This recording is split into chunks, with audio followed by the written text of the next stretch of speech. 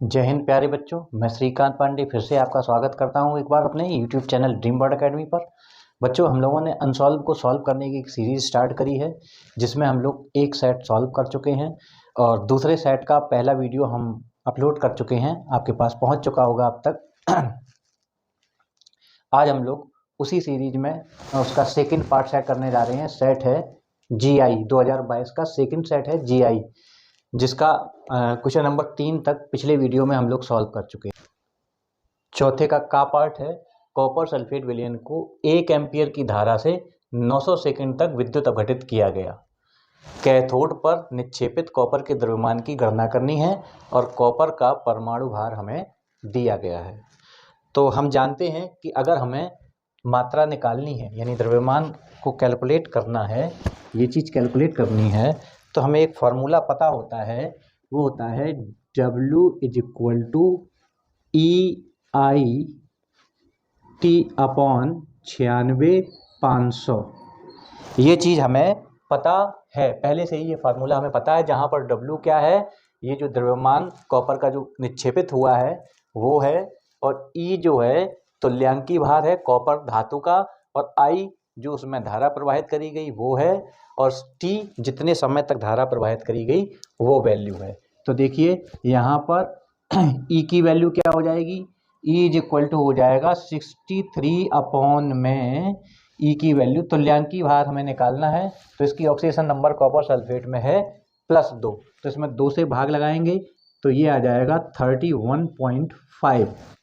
इसी प्रकार से जो धारा है वो I हो जाएगी 1.0 एम्पियर, और T की वैल्यू यानी कितने सेकंड तक धारा प्रवाहित करी गई है, 900 सेकंड तक धारा प्रवाहित की गई है, तो T हो जाएगा 900 सेकंड्स।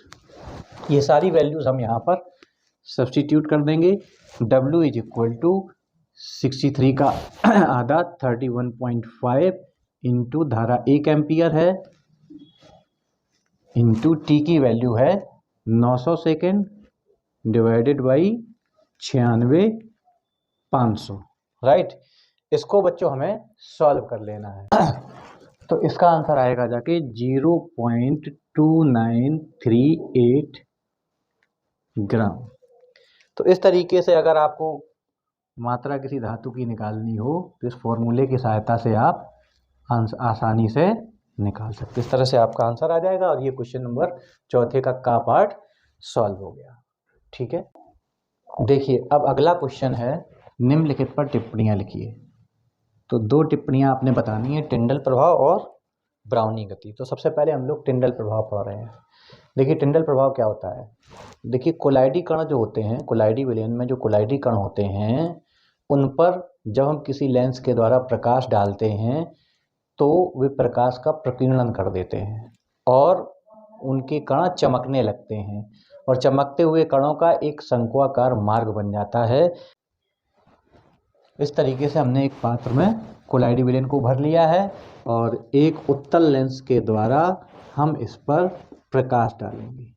तो हम देखते हैं कि जिस मार्ग से ये प्रकाश गुजरता है वहाँ के कोलाइडी कण चमकने लगते हैं और एक शंक्वाकार मार्ग बन जाता है। यहाँ से अगर हम देखेंगे इसको तो हमें ये कोलाइडी कण चमकते हुए दिखाई पड़ेंगे। ठीक वैसे ही चमकते हुए दिखाई पड़ेंगे जब किसी छिद्र से अगर रोशनी धूप की आती है तो उसमें धूल के कण चमकते हुए दिखाई पड़ते हैं।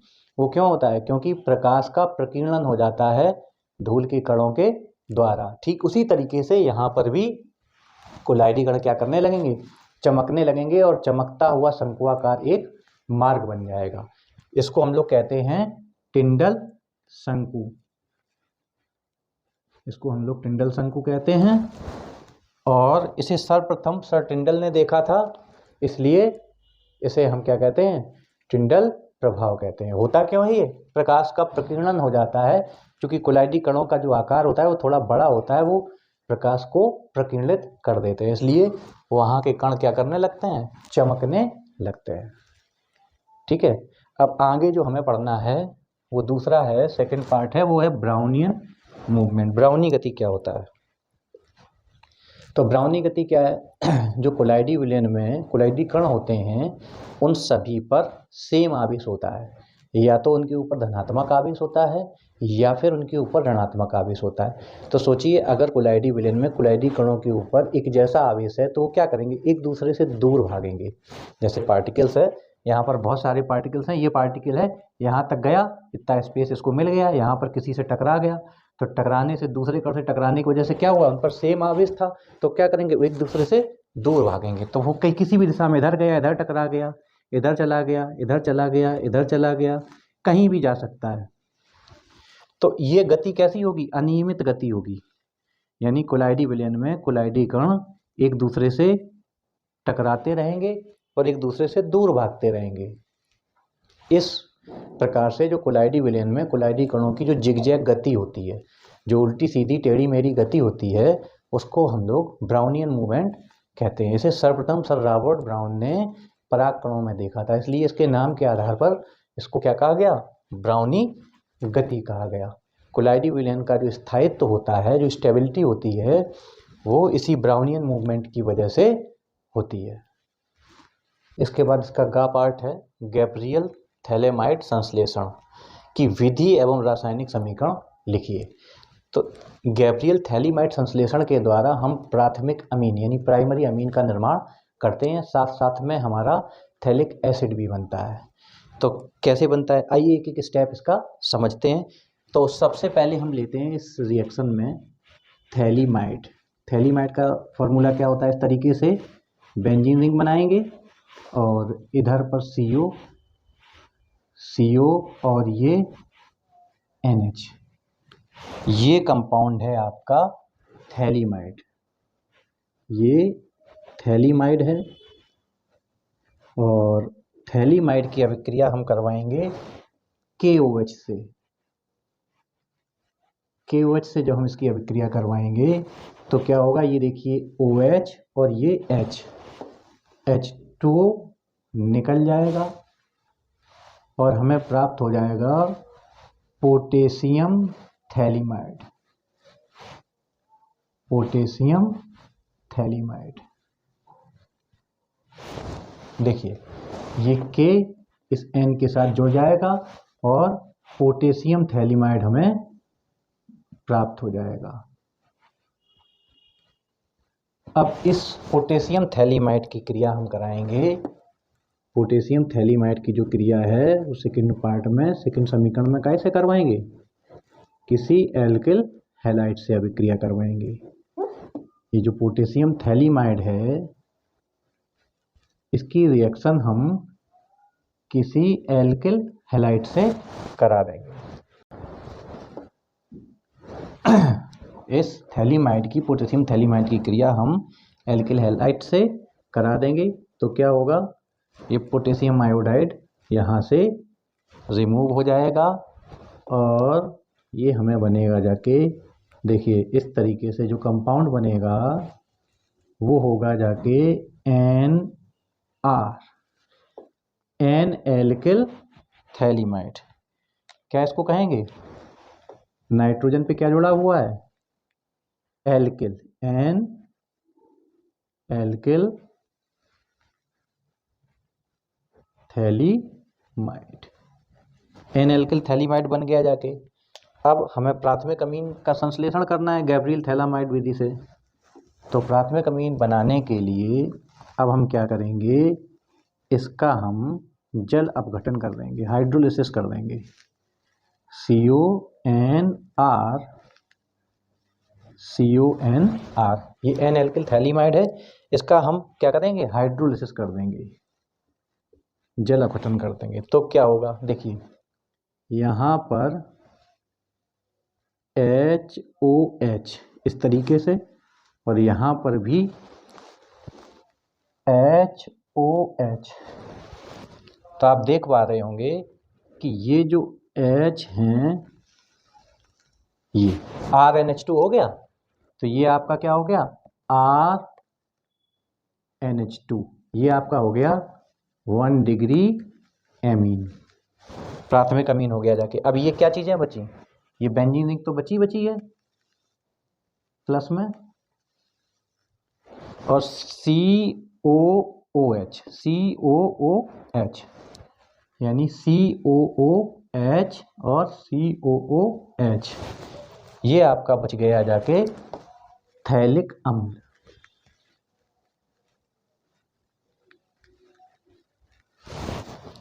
तो गैब्रियल थैलीमाइड के द्वारा हम प्राथमिक अमीन बनाएंगे। जिस तरीके से स्टेप बाइज हमने समीकरण लिखे हैं, इसी तरीके से हम थ्योरी लिखते चले जाएंगे। थैलीमाइड की अभिक्रिया KOH से करवाएंगे तो पोटेशियम थैलीमाइड बनता है।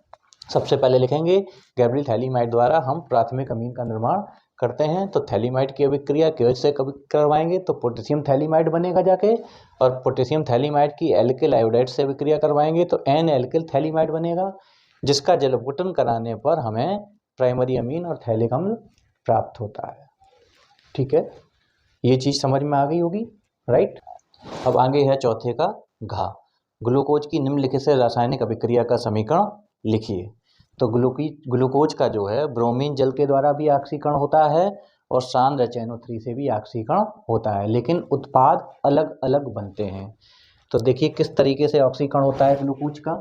तो ग्लूकोज का फार्मूला होता है CHOCHOH का होल 4 CH2OH। इसका ऑक्सीडेशन हो रहा है कैसे? ब्रोमीन जल से। ये दुर्बल ऑक्सीकारक है। ब्रोमीन जल कैसा है? दुर्बल ऑक्सीकारक है।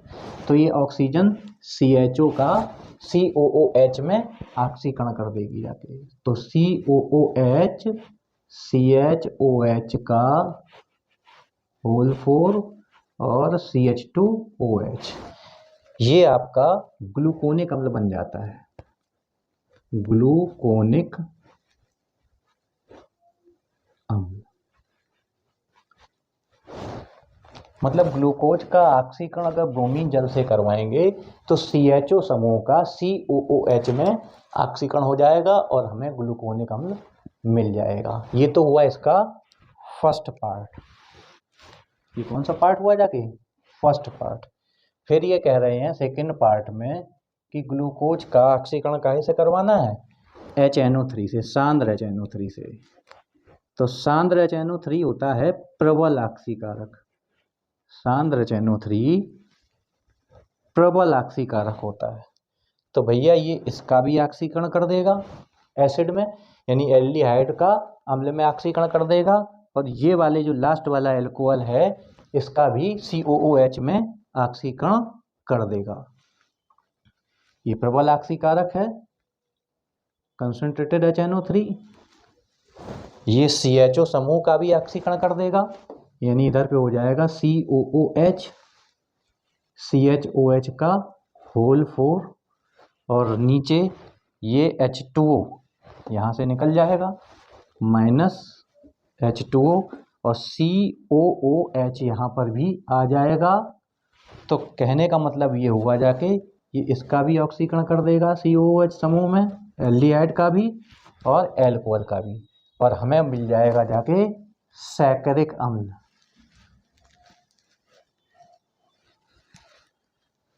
इस तरह से ये समीकरण हम एग्जाम में लिख देंगे। ब्रोमीन जल से ऑक्सीकरण होगा तो ग्लूकोनिक अम्ल मिलेगा जाके, केवल CHO समूह का ऑक्सीकरण होगा, और अगर सांद्र HNO3 से ऑक्सीकरण होगा तो CHO और CH2OH यानी एल्कोहल और अम्ल दोनों का ऑक्सीकरण हो जाएगा और हमें सैकरिक अम्ल मिल जाएगा। देखो बच्चों, अगर आपको ये लग रहा है कि आपके काम का है तो निश्चित तौर पे अन्य स्टूडेंट्स के भी काम का होगा। तो इस वीडियो को और इस पूरी सीरीज को अपने दोस्तों के साथ शेयर करिए, हमारे चैनल को सब्सक्राइब करिए और इसका फ़ायदा उठाइए, साथ ही उनका भी भला करिए जो आपके स्टूडेंट्स हैं। ये आपकी तैयारी में बहुत ही फ़ायदेमंद है। तो हम लोग आगे चल रहे थे, 5वें क्वेश्चन पे आ गए हैं। 5वें का क्वेश्चन जो पूछा गया है GI सेट का, हिमांक अवनमन की व्याख्या कीजिए।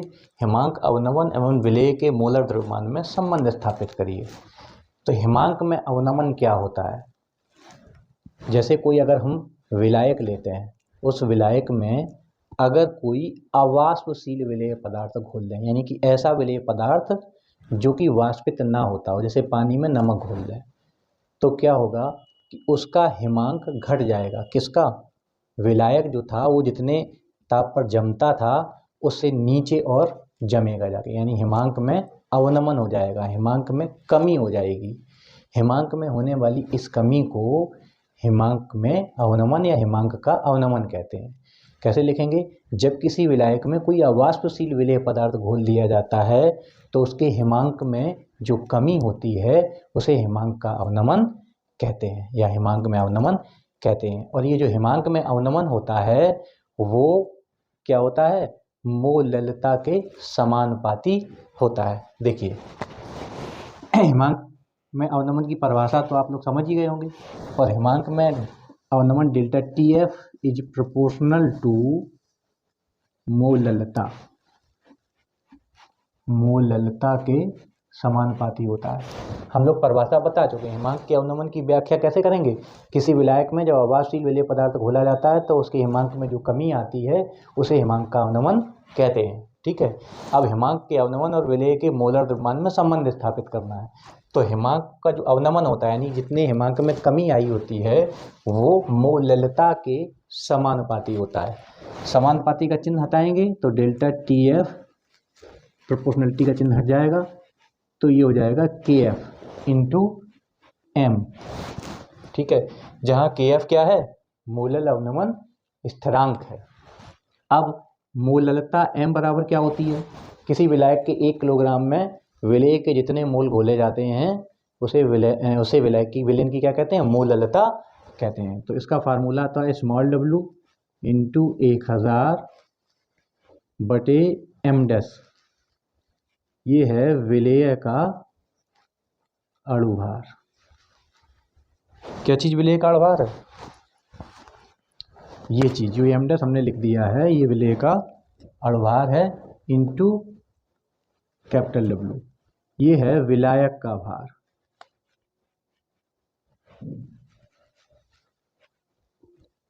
ग्राम में, और ये है विलेय का भार ग्राम में।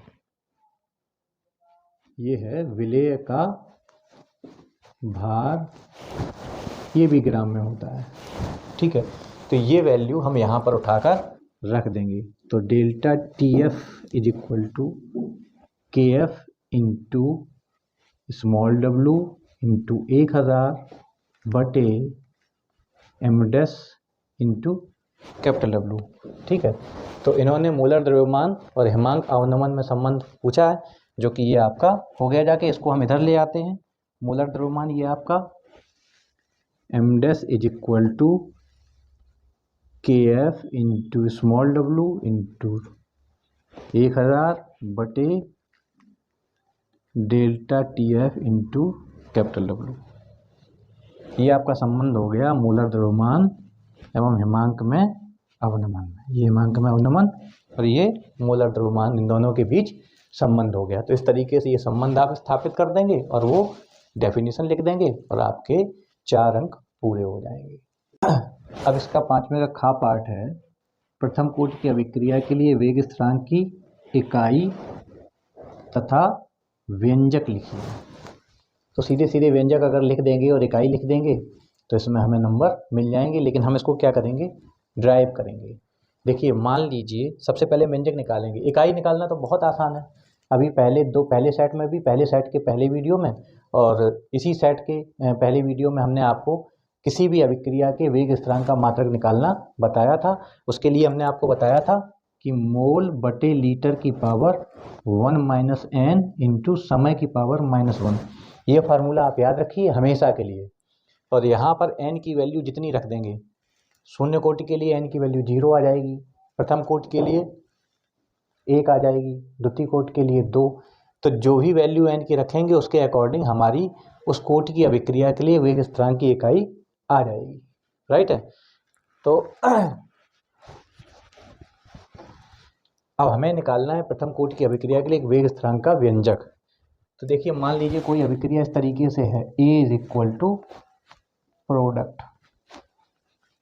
ये कोई अभिक्रिया है, इसकी प्रारंभिक सांद्रता है A जब अभिक्रिया प्रारंभ नहीं हुई है, जब t बराबर 0 है, और t समय बाद इसमें से x सांद्रता उत्पाद में परिवर्तित हो जाती है t समय बाद।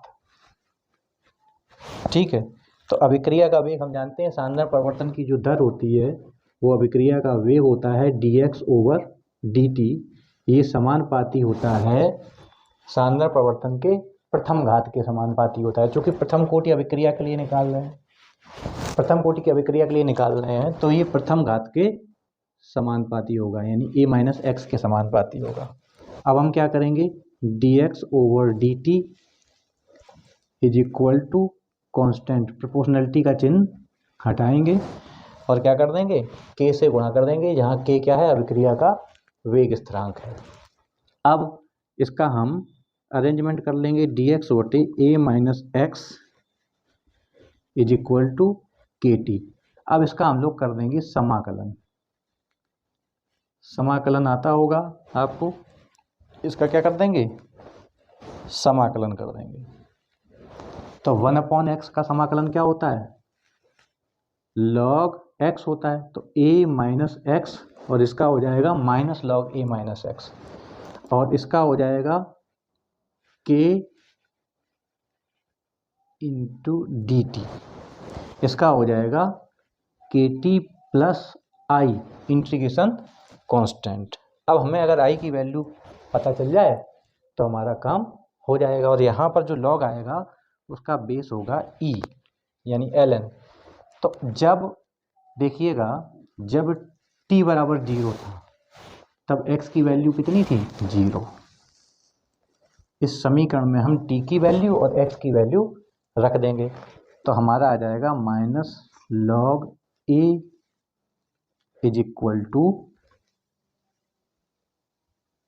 i। अब i की वैल्यू यहाँ से रख के हमारा काम हो जाएगा, तो -log a - x is equal to kt -log a। ये सब बेस e है, इनको ln भी लिख सकते हैं, तो इसको इधर लेके आएंगे, तो kt बराबर हो जाएगा log a -log a - x। तो kt बराबर हम लिख सकते हैं log a/a - x। इसको हम इस तरह से भी लिख सकते हैं, k इज इक्वल टू, देखिए log बेस e को log बेस 10 में बदलते हैं तो 2.303 का गुणा करते हैं, तो इस log बेस e को अगले स्टेप में हम log बेस 10 में बदल रहे हैं, तो 2.303 का गुणा करेंगे इंटू log a/a - x, और ये t आ जाएगा इसके नीचे। तो ये प्रथम कोटि की अभिक्रिया के लिए वेग स्थिरांक का समीकरण हो गया। अब अगर इससे मात्रक निकालना चाहें तो इकाई या मात्रक इसी से निकाल सकते हैं। तो देखिए t, तो 1/t, तो सेकेंड इनवर्स या समय इनवर्स हो गया, और ये मोल प्रति लीटर से कट जाएगा। तो प्रथम कोटि की अभिक्रिया के लिए वेग स्थान का मात्रक होता है समय की पावर -1, यानी समय इनवर्स होता है। हम चाहें तो उस समीकरण से भी निकाल सकते हैं, मोल प्रति लीटर 1 - n इंटू सेकेंड की पावर -1। अगर हम यहाँ पर n की वैल्यू कितनी रख देंगे, 1 रख देंगे, तो ये 0 हो जाएगा, यानी m/l की पावर 0 इंटू सेकेंड की पावर -1। तो ये 0 का मतलब 1 हो गया, तो सेकेंड की पावर -1 आपका आ जाएगा।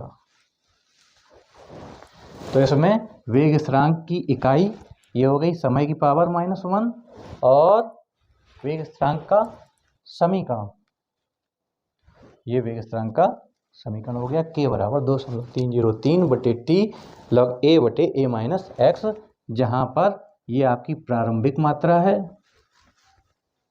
और ये t समय पश्चात शेष मात्रा है। आई थिंक आपको समझ में आ गया होगा। अब अगला क्वेश्चन है गा पार्ट, थ्योरेटिकल क्वेश्चन है, अंतः संक्रमण तत्वों का सामान्य इलेक्ट्रॉनिक विन्यास एवं 3 अभिलाक्षणिक गुणों को लिखिए। तो देखिए, आवर्त सारणी में जो F ब्लॉक के तत्व होते हैं उनको आंतरिक संक्रमण तत्व या अंतः संक्रमण तत्व कहते हैं। इनके जो अंतिम इलेक्ट्रॉन होते हैं या जो संयोजी इलेक्ट्रॉन होते हैं वो अंतिम कोष से पहले वाले कोष के पहले वाले कोष में यानी कि सेकंड लास्ट के f ऑर्बिटल में प्रवेश करते हैं, इसलिए इनको आंतरिक संक्रमण तत्व भी कहते हैं। देखिए s ब्लॉक के जो होते हैं वो लास्ट के s में प्रवेश करते हैं, p ब्लॉक के जो संयोजी इलेक्ट्रॉन होते हैं वो अंतिम कोष के p उपकोष में p ऑर्बिटल में प्रवेश करते हैं जाके और जो d ब्लॉक के होते हैं वो सेकंड लास्ट के d में यानी n-1 के d में प्रवेश करते हैं और जो f ब्लॉक के होते हैं वो अंतिम कोष के पहले कोष में यानी सेकंड लास्ट के f उपकोष में प्रवेश करते हैं। यानी कि इसके अंत से पहले के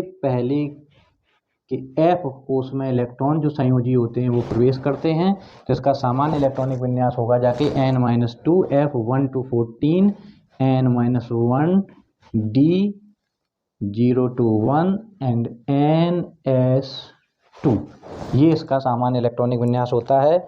और जो f ब्लॉक के तत्व होते हैं इसमें दो सीरीज होती हैं, एक तो लैंथेनाइट सीरीज जिसको हम 4f सीरीज कहते हैं और एक होती है एक्टिनाइट सीरीज जिसको हम 5f सीरीज कहते हैं। अगर उन दोनों के सामान्य इलेक्ट्रॉनिक विन्यास लिखना चाहें तो 4f सीरीज तो ये हो गया जाके 4f1 to 14 कॉमा ये होगा आपका 5d0 to 1 एंड 6s2, ये लैंथेनाइट्स का सामान्य इलेक्ट्रॉनिक विन्यास हो गया। इसी तरीके से 5f सीरीज होती है जिसको हम एक्टिनाइट सीरीज कहते हैं, तो 1 to 14 6d0 to 1 and 7s2, तो ये एक्टिनाइट्स का सामान्य इलेक्ट्रॉनिक विन्यास हो गया। ये 4f सीरीज के हो गए जाके और ये 5f सीरीज के हो गए जाके। तो ये तो हुआ इसका सामान्य इलेक्ट्रॉनिक विन्यास। अब इसके 3 अवलक्षण लिखने हैं। तो ये सभी तत्व क्या होते हैं? धातुएं होते हैं।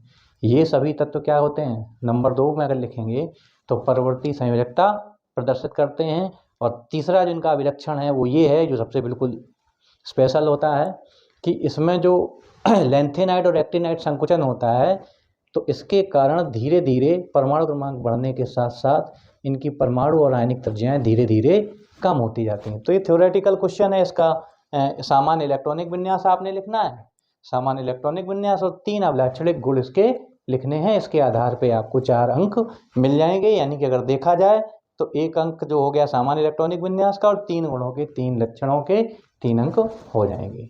अब अगला क्वेश्चन है घ पाठ, उप सहसंयोजन क्षेत्र के संदर्भ में क्रिस्टल फील्ड सिद्धांत को समझाइए। क्रिस्टल फील्ड सिद्धांत को समझते हैं।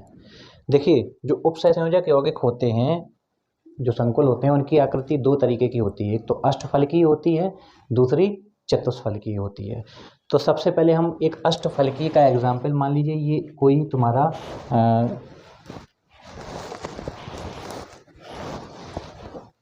सबसे पहले अष्टफलकीय संरचना का एग्जाम्पल लेते हैं। मान लीजिए ये कोई मेटल है और ये लिगेंड्स हैं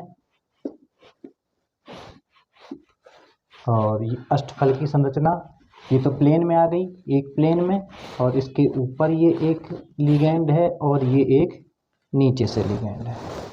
तो देखिए होता क्या है, ये लिगेंड्स इसको क्या दे रहे होते हैं? इलेक्ट्रॉन युग्म दे रहे होते हैं। और ये जो मेटल एटम है इसके डी ऑर्बिटल्स में भी इलेक्ट्रॉन्स होते हैं। तो जब इसको ये लिगेंड्स इलेक्ट्रॉन देते हैं तो मेटल के इलेक्ट्रॉन्स और लिगेंड्स के इलेक्ट्रॉन्स के बीच में क्या होता है? प्रतिकर्षण बल कार्य करता है। क्या करता है? Repulsion forces. देखो समान जो आवेश होते हैं वो दूसरे को प्रतिकर्षित करते हैं। ये जो लिगेंड्स हैं ये भी इलेक्ट्रॉन देंगे और मेटल के पास जो सेंट्रल मेटल एटम है उसके पास अपने खुद के इलेक्ट्रॉन है, तो वो इलेक्ट्रॉन इनका क्या होगा? प्रतिकर्षण होगा। उस प्रतिकर्षण की वजह से इसमें जो डी ऑर्बिटल्स होते हैं इसमें 5 डी ऑर्बिटल्स होते हैं। डी ऑर्बिटल्स कितने होते हैं? डी ऑर्बिटल्स होते ही 5 हैं अगर हम देखें। और डी ऑर्बिटल्स उन सभी के नाम भी होते हैं बच्चा। तो एक होता है D X Y, D Y Z, D Z X, D X square minus Y square and D Z square. तो क्या होता है जब इनके बीच में प्रतिकर्षण बल कार्य करता है, तो प्रतिकर्षण बल जब कार्य करता है तो इनकी ऊर्जा बढ़ जाती है और ये हाई एनर्जी लेवल में चले जाते हैं। कहाँ चले जाते हैं? हाई एनर्जी लेवल में ये चले जाते हैं। ठीक है, ये चारों की ऊर्जा बढ़ गई, किसकी वजह से? क्योंकि प्रतिकर्षण बल कार्य करा तो ऊर्जा बढ़ गई।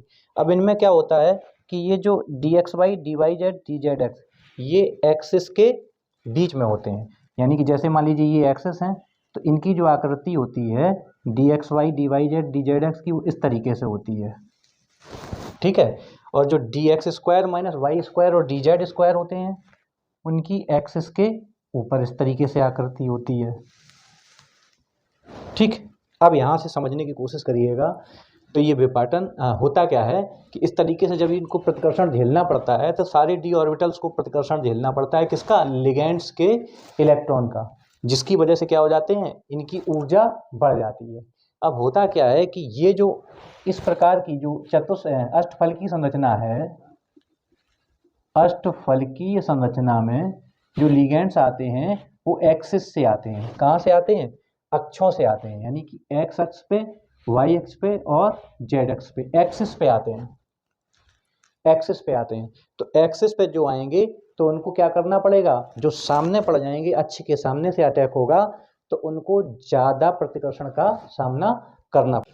तो उससे क्या होगा, ये जो एक्सिस पे हैं इनको ज़्यादा प्रतिकर्षण बर्दाश्त करना पड़ेगा और ये ज़्यादा प्रतिकर्षण की वजह से ज़्यादा उच्च ऊर्जा स्तर में स्प्लिट हो जाएंगे, यानी कि इन पे ऊर्जा जो इनके ऊपर जो प्रतिकर्षण बल लगेगा वो अलग अलग कार्य करेगा। तो अलग अलग प्रतिकर्षण बल की वजह से ये अलग अलग प्रकार की ऊर्जा क्षेत्र में जाएंगे और ये स्प्लिट हो जाएंगे। इसको हम लोग कहते हैं विपाटन। तो देखिए जो अक्ष पर आ जाएंगे, सामने आ जाएंगे, यानी dxy, dyz और dzx जो अक्ष पे आ जाएंगे उनकी ऊर्जा थोड़ी सी कम हो जाएगी। देखो ऊर्जा स्तर के आधार पे अगर देखें तो अगर हम देखें यहाँ से अगर ये ऊर्जा है तो ये सारे ऊर्जा स्तर वाले ऊंचे वाले में चले गए हैं, लेकिन जब ये स्प्लिट होंगे चूंकि इन पर सीधा सीधा प्रतिकर्षण बल कार्य करेगा, किनके ऊपर? dx square minus Y square और dz स्क्वायर पर, क्योंकि ये सीधे उनके सामने आ रहे हैं, अलाइंड हो रहे हैं, तो इनको ज़्यादा प्रतिकर्षण महसूस होगा। तो ये उच्च ऊर्जा स्तर पर जाएंगे और ये निम्न ऊर्जा स्तर पर जाएंगे। इस ऊर्जा स्तर को कहते हैं T2G और इसको कहते हैं EG, और इसका जो डिफरेंस होता है वो होता है 10dQ और इसको कहते हैं क्रिस्टल फील्ड विपाटन ऊर्जा। और जब यही चतुष्फलकीय आकृति होती है, जब ये चतुष्फलकीय होते हैं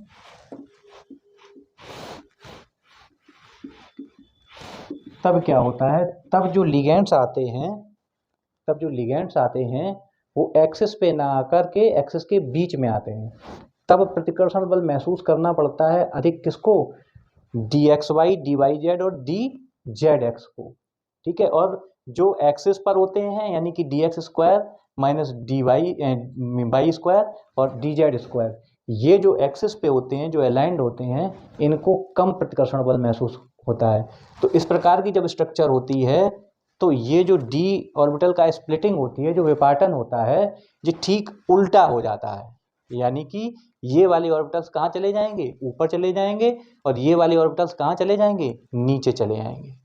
ये क्रिस्टल फील्ड थ्योरी कहलाती है। इसके जो कुछ पॉइंट्स हैं वो यहाँ पर लिखे हुए हैं। ये सिद्धांत एच बेथ नामक वैज्ञानिक ने प्रस्तुत किया था। जब केंद्रीय धातु परमाणु लिगेंड्स के संपर्क में आता है तो केंद्रीय धातु के समान ऊर्जा के जो डी कक्षक होते हैं वो असमान ऊर्जा वाले दो प्रकार के कक्षों में स्प्लिट हो जाते हैं, एक तो T2G और एक EG, राइट। अच्छा, डी कक्षकों का यह जो स्प्लिटिंग होती है वो संकलों की ज्यामिति पर निर्भर करता है, यानी कि जब अष्टफलकीय ज्यामिति होगी तो इस प्रकार का स्प्लिटिंग होगी, यानी इस प्रकार का विपाटन होगा, यानी कि जो एक्सिस पे रहते हैं वो हायर एनर्जी लेवल पे चले जाएंगे और जो एक्सिस के बीच में रहते हैं वो लोअर एनर्जी लेवल पे चले जाएंगे, ठीक है। डी कक्षकों का विपाटन जिन दो समूहों में होता है उन्हें T2G व EG कहते हैं। क्या कहते हैं? T2G व EG कहते हैं। इनके बीच ऊर्जा का अंतर 10dQ होता है। इस ऊर्जा को क्रिस्टल क्षेत्र विपाटन ऊर्जा भी कहा जाता है। और डी ऑर्बिटल्स का ये विपाटन दो तरीके से होता है। जब ऑक्टाहाइड्रल आकृति होगी तो डी ऑर्बिटल पहले तो प्रतिकर्षण की वजह से सारे एनर्जाइज हो जाएंगे और हायर एनर्जी लेवल में चले जाएंगे, लेकिन चूंकि ये तीन ऑर्बिटल्स हैं जो कि एक्सिस के बीच में हैं, इस तरीके से स्ट्रक्चर होता है, तो उनको कम प्रतिकर्षण बल महसूस होगा, तो ये लोअर एनर्जी लेवल पर रहेंगे, इनका स्प्लिटिंग हो जाएगी, अलग अलग प्रतिकर्षण फोर्स चूंकि महसूस करेंगे, तो ये एक्सिस पे आएंगे, उनके सामने आमने आ जाएंगे, इसकी वजह से ये ज़्यादा प्रतिकर्षण महसूस करेंगे और ये ऊपर चले जाएंगे अपर एनर्जी लेवल पे। ठीक है, अब जब चतुष्फलकीय संरचना होगी तो उल्टा होगा, तो जो लिगेंड्स होंगे उनका अटैक अभी कहाँ हो रहा था, एक्सिस पे हो रहा था, अब कहाँ होगा जाके, एक्सिस के बीच में। तो अधिक एनर्जी, अधिक फोर्स है, अधिक प्रतिकर्षण बल कौन महसूस करेगा, अधिक प्रतिकर्षण बल महसूस करेंगे ये तीनों। जब चतुष्फलकीय आकृति होगी तो ये वाली चीज ऊपर चली जाएगी और ये वाली चीज नीचे चली जाएगी, तो इस तरीके से दो तरीके से स्प्लिटिंग होती है, राइट। तो ये थ्योरी, क्रिस्टल फील्ड थ्योरी, इतने पॉइंट्स आपने लिखने हैं और ये दो फिगर आपने बनाने हैं और ये आपके 4 नंबर पूरे हो जाएंगे। अब है छठवें का पार्ट, क्लोरीन बनाने की डीकन विधि का रासायनिक समीकरण लिखिए तथा क्लोरीन से NaCl sodium hypochloride, sodium chlorate तथा ब्लीचिंग पाउडर कैसे बनाते हैं। ये इंपॉर्टेंट अभिक्रियाएं हैं तीनों ही। तो इन्होंने सबसे पहले पूछा है क्लोरीन बनाने की डीकन विधि का समीकरण। तो डीकन विधि में क्लोरीन बनते कैसे है, हाइड्रोक्लोरिक गैस HCl गैस का वायु की ऑक्सीजन द्वारा क्यूप्रिक क्लोराइड उत्प्रेरक की उपस्थिति में ऑक्सीकरण कराने पर क्लोरीन गैस प्राप्त होती है। तो देखिए इसका समीकरण लिखना है, तो समीकरण इसका लिखेंगे, डीकन बनाने की डीकन विधि से क्लोरीन बनाने की विधि का समीकरण है हाइड्रोक्लोरिक अम्ल गैस यानी HCl गैस का हम क्या करवाएंगे, ऑक्सीकरण करवाएंगे वायु की ऑक्सीजन के द्वारा CuCl2 उत्प्रेरक की उपस्थिति में 450 डिग्री सेंटीग्रेड पर। तो जब HCl गैस का ऑक्सीकरण करवाएंगे तो हमें क्लोरीन गैस प्राप्त होगी 2Cl2 और यहाँ से 2H2O। तो डीकन विधि आपकी ये हो गई जाके कि HCl गैस का वायु की ऑक्सीजन द्वारा क्यूप्रिक क्लोराइड उत्प्रेरक की उपस्थिति में 450 डिग्री सेंटीग्रेड पर ऑक्सीकरण कराने पर हमें क्लोरीन गैस प्राप्त हो जाती है। अब इन्होंने कहा है डीकन विधि से जो क्लोरीन बनाने की रासायनिक समीकरण है वो तो लिखनी है, उसके साथ साथ 3 अंक में एक अंक के ये और पूछे गए समीकरण, क्लोरीन से NaOCl कैसे बनाएंगे। तो देखिए सबसे पहला जो है क्लोरीन की अभिक्रिया हम करवाएंगे NaOH से, NaOH से करवाएंगे ठंडे व तनु NaOH से, ठंडे व तनु NaOH से जब क्लोरीन की अभिक्रिया करवाएंगे तो sodium hypochlorite NaOCl, sodium hypochloride और NaCl, NaOCl और प्लस आपका H2O, ये बनेगा। देखिए क्लोरीन की ठंडे व तनु NaOH से अभिक्रिया कराते हैं तो सोडियम हाइपोक्लोराइड बनता है। अब यही अभिक्रिया जब गर्म व सांद्र से करवाएंगे, कैसे करवाएंगे, गर्म व सांद्र NaOH से 6NaOH। ये NaOH कैसा लिया है, गर्म व सांद्र, गर्म व सांद्र NaOH से अभिक्रिया करवाएंगे तो NaClO3 सोडियम क्लोरेट बनता है प्लस 5NaCl प्लस 3H2, ये बनेगा जाके। देखिए जब क्लोरीन की अभिक्रिया ठंडे व तनु से करवाएंगे, बहुत इंपॉर्टेंट रिएक्शंस हैं और बहुत बार पूछी गई हैं, कई बार पूछी जाती हैं, हमारे ज़माने से पूछी जा रही हैं। ठंडे व तनु NaOH की जब अभिक्रिया क्लोरीन से करवाएंगे तो हमें सोडियम हाइपोक्लोराइड बनता है।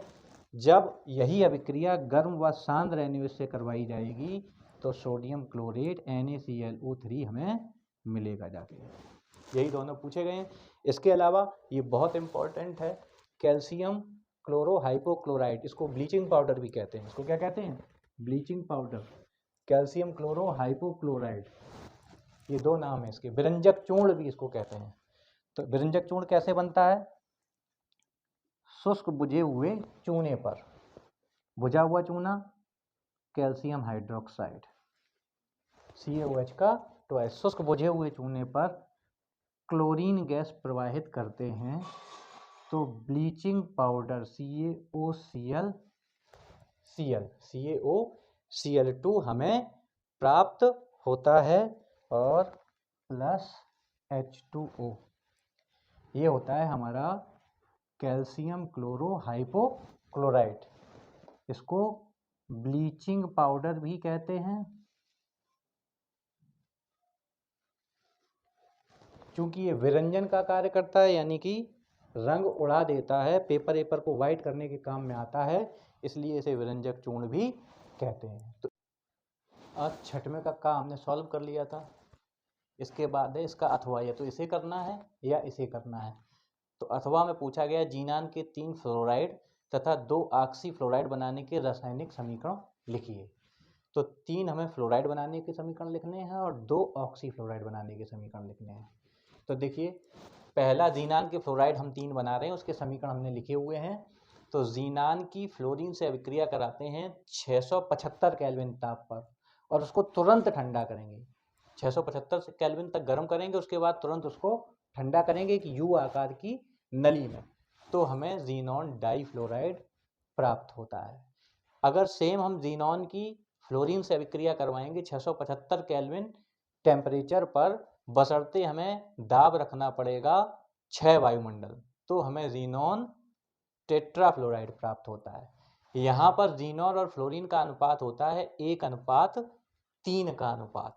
यहाँ पर जीनॉन और फ्लोरीन का अनुपात 1:3 के अनुपात में लेकर 675 केल्विन ताप पर गर्म करते हैं और फिर तुरंत ठंडा करते हैं, तो जीनॉन डाइफ्लोराइड मिलता है ना। और जीनॉन को जब 1:5 के अनुपात में लेते हैं और 6 वायुमंडल दाब पर 675 केल्विन ताप पर गर्म करते हैं, तो जीनॉन टेट्राफ्लोराइड हमें प्राप्त होता है। इसी प्रकार से जब जीनॉन और फ्लोरीन को हम 1:20 के अनुपात 1:20 के अनुपात में लेकर 500 से 575 केल्विन ताप पर गर्म करते हैं और हमारा जो प्रेशर रहता है वो 50 वायुमंडल रहता है, तो उस दाब पर हमें जब गर्म करते हैं तो जीनॉन हेक्साफ्लोराइड प्राप्त होता है। तो इस तरीके से ये 3 रासायनिक समीकरण लिख लेंगे। उसके बाद है जीनॉन के ऑक्सीफ्लोराइड। तो जीनॉन के ऑक्सीफ्लोराइड 2 समीकरण पूछे गए हैं। तो करते क्या है, जीनॉन के जो फ्लोराइड होते हैं उनका हमें जल अपघटन करना होता है। तो अगर हम पूर्ण जल अपघटन करेंगे तो जीनॉन के ऑक्साइड हमें मिल जाएंगे। हमें क्या चाहिए, जीनॉन के ऑक्सीफ्लोराइड। तो हम उसका पार्शियल हाइड्रोलिसिस करेंगे, आंशिक जल अपघटन करेंगे। तो जीनॉन हेक्साफ्लोराइड का जब हम पार्शियल जल अपघटन करते हैं तो जीनॉन ऑक्सी टेट्राफ्लोराइड हमें ऑक्सीफ्लोराइड मिलता है। ये जीनॉन का ऑक्सीफ्लोराइड है, जीनॉन ऑक्सी टेट्राफ्लोराइड। और जब जीनॉन टेट्राफ्लोराइड का पार्शियल जल अपघटन करते हैं तो जीनॉन ऑक्सी डाइफ्लोराइड हमें मिलता है। और इसके ये दोनों समीकरण, ये समीकरण अगर 5 हम लिख देंगे, या तो ये समीकरण लिखिए क्लोरीन बनाने की डीकन विधि, उसका समीकरण लिखिए तो हमें 5 अंक मिलेंगे, या फिर ये जीनॉन के 3 फ्लोराइड के समीकरण लिख दें और जीनॉन के ऑक्सी फ्लोराइड के 2 समीकरण लिख दें। 5 समीकरण पर यहाँ पर हमारे 5 अंक मिलेंगे और उसमें से कोई अंक कटता नहीं है अगर हमारा समीकरण सही है तो बच्चों यहाँ तक हमने क्वेश्चन नंबर 6 कि आधा क्वेश्चन तक सॉल्व कर लिया है। और अगले का जो आगे के जो क्वेश्चन बचे हुए हैं वो हम लोग अगले वीडियो में सॉल्व करेंगे, 3rd पार्ट में। और इसी के साथ ये दूसरा सेट हमारा समाप्त हो जाएगा। तो तब तक इंतजार करिए। जय हिंद,